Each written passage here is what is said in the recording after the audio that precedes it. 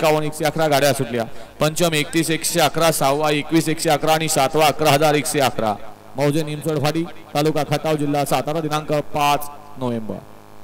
9 गाड्या पळत होत्या, त्यातली एक गाडी बाद झाली आणि आता 8 गाड्यांच्या मध्ये लढत चालू आहे. अतिशय सुंदर अशी चुरत चालली, परंतु विकास ड्रायव्हरचं निर्वाद वर्चस्व.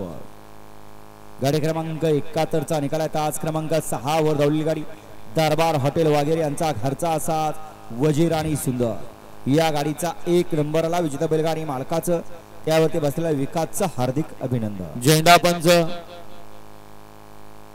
72वा गट लावून घ्या.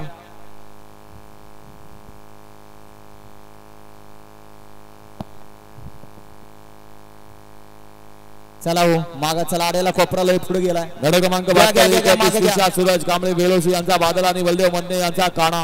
2 श्रीनाथ गणेश चव्हाण थरथरी यांचा माने आणि राजा. 3 देवा ड्रायव्हर करमाळ यांचा